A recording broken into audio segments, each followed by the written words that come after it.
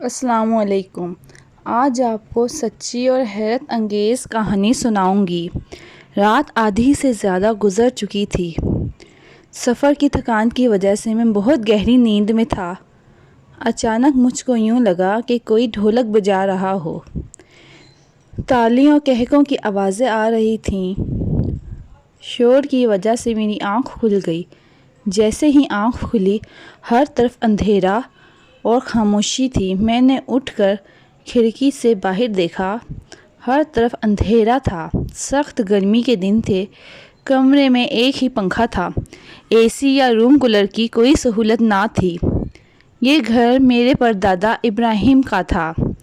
میرے پردادا اپنے والد کی اکلوتی اولاد تھے، پر میرے دادا کے 5 بچے تھے، جن میں سب سے بڑے میرے والد صاحب اویس، ان سے چھوٹے ابرار اور ان سے چھوٹی 3 بہنیں تھیں۔ دادا کی وفات کے بعد ہم نے یہ گھر چھوڑنے کا سوچا۔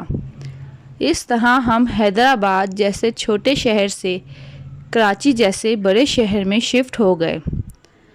پر دادا کے اس گھر کی حالت بہت زیادہ خراب ہو گئی تھی، اور پھر یہاں رہتا بھی کوئی نہیں تھا۔ اس لیے ہم نے یہ گھر چھوڑ کر حیدرآباد سے کراچی آ گئے تھے، اور اس گھر کی حالت بہت زیادہ خستہ حال ہو گئی تھی۔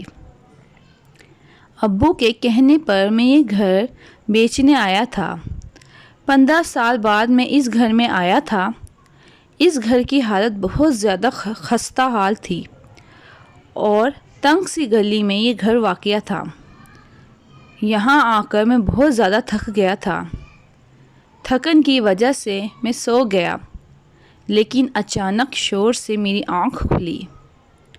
گھر کے دروازے تک آیا، پر یہاں اب ہر طرف اندھیرا اور خاموشی تھی۔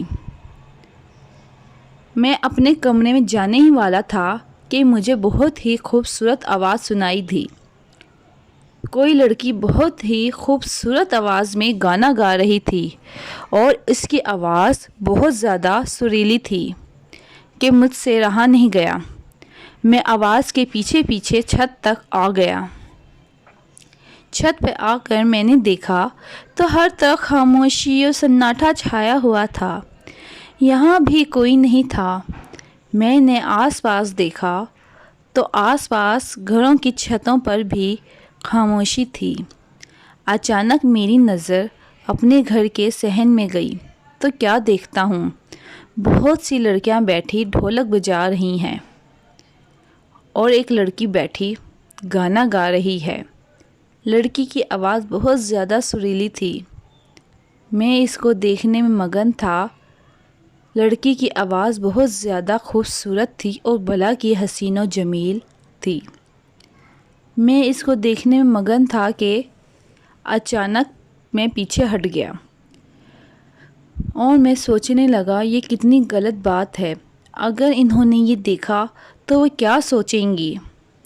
اور پھر میں نے سوچا کہ ایک دفعہ دوبارہ دیکھنے میں کیا حرج ہے۔ میں دوبارہ دیکھنے لگا تھا کہ مجھے پیچھے سے آواز آئی کہ کسی کو چھپ چھپ کے دیکھنا بالکل اچھی بات نہیں ہے۔ جب میں نے پیچھے مڑ کر دیکھا تو دیوار کے ساتھ میرے سامنے ٹیک لگائے کھڑی تھی۔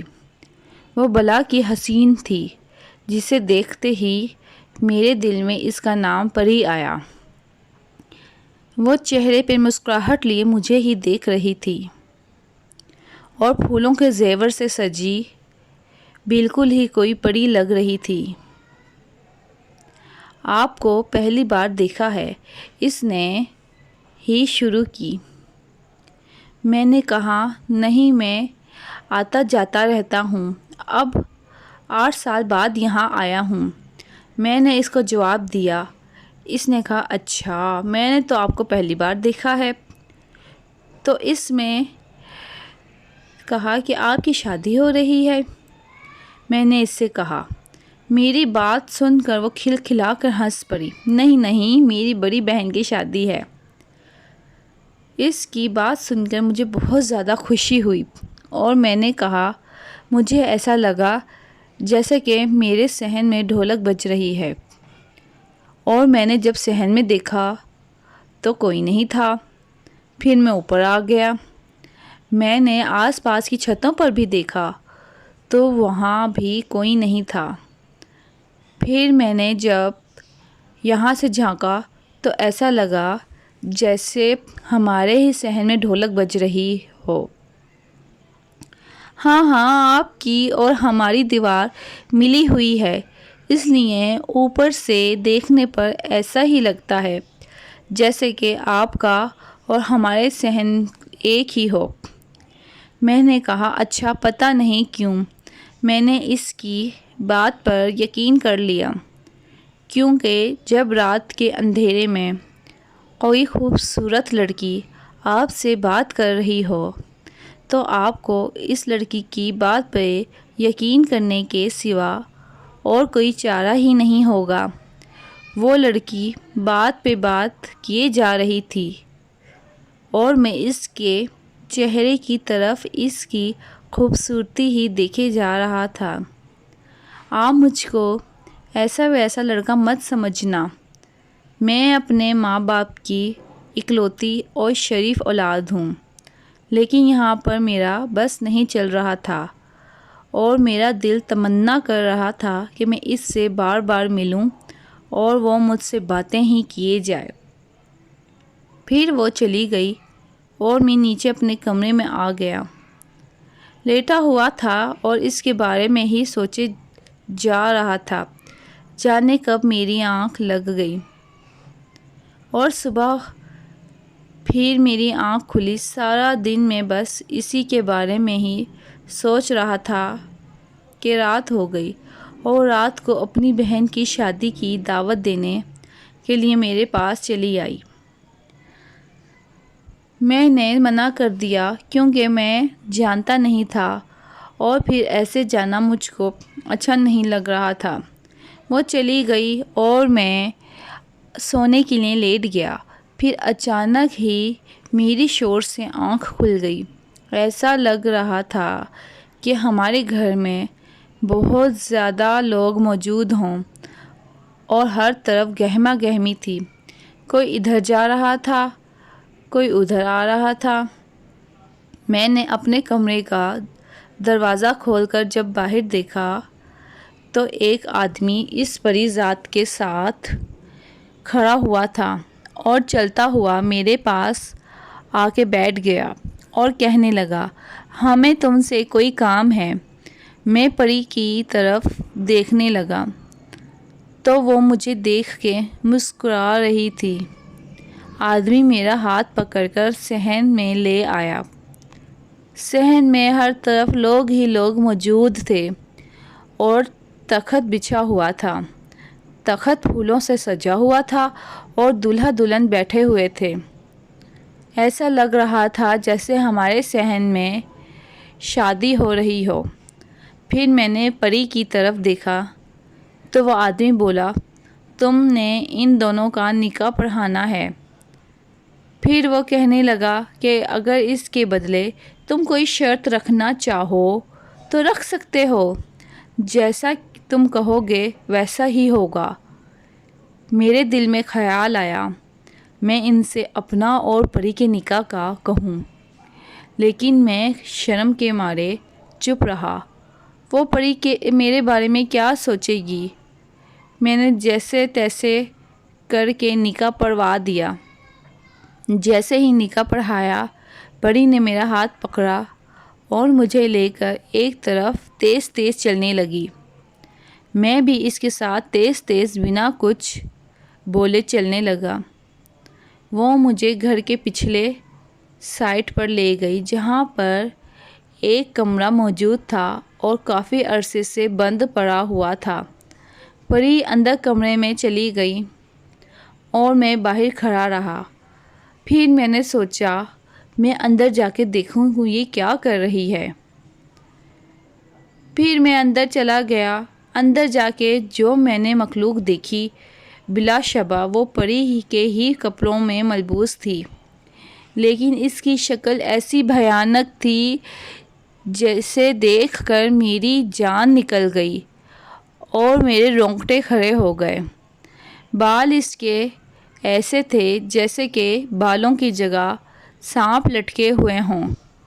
ہاتھوں پر بال اس کے ایسے لمبے لمبے تھے جیسے کہ ریچھ کے بال ہوں۔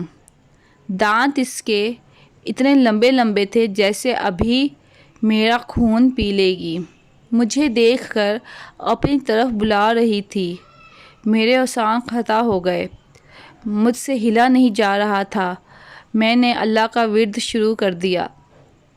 جب میرے اعصاب تھوڑے بحال ہوئے تو میں نے باہر کی جانب دوڑ لگا دی اور بھاگتا ہوا گھر کے مین گیٹ تک آ گیا۔ دروازہ کھول کر میں گلی میں بھاگتا ہوا آ گیا اور گلی سے ہوتا ہوا میں روڈ تک آ گیا۔ وہاں پر آ کر میں نے کھل کر سانس لیا اور سوچا کل سے میرے ساتھ کیا کیا واقعے ہوئے ہیں۔ وہ تو کوئی غیر مرئی مخلوق تھی جن کا نکاح میں نے بغیر کسی سوال جواب کے پڑھا دیا۔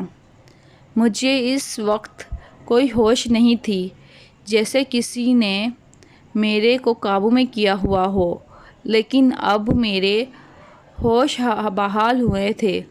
میں نے دوبارہ اس گھر کی طرف نہ جانے کا سوچا اور یہاں سے گاڑی پکڑ کر سیدھا کراچی اپنے گھر والد صاحب کے پاس آ گیا اور ان کو سارا واقعہ سنایا۔ میرے والد صاحب مجھ کو سیدھا اپنے بزرگ مولوی صاحب کے پاس لے گئے۔ انہوں نے مجھے دم کیا اور کہا یہ جو قسمت والا تھا جو بچ کر وہاں سے آ گیا، ورنہ اس کا کیا ہوتا یہ اللہ ہی جان سکتا ہے۔ اس واقعے کو اب کئی سال گزر گئے ہیں، لیکن جب بھی یاد آتا ہے تو میرے رونگٹے کھڑے ہو جاتے ہیں۔ وہ جنات تھے یا کوئی بھی تھا، لیکن میرے ساتھ جو ہوا میں اسے جب بھی یاد کرتا ہوں تو اللہ کا شکر ادا کرتا ہوں کہ شکر ہے میں نے اس وقت اپنا اور پری کے نکاح کا نہیں کہہ دیا۔ اگر میرا پری کا نکاح بھی ساتھ ہی ہو جاتا تو آج میں کہاں ہوتا، میرے ساتھ کیا ہو رہا ہوتا، اللہ ہی جانتا ہے۔ آپ کو میری کہانی کیسی لگی آپ مجھے کمنٹس میں ضرور بتائیے گا۔ مجھے آپ کے کمنٹس کا انتظار رہے گا۔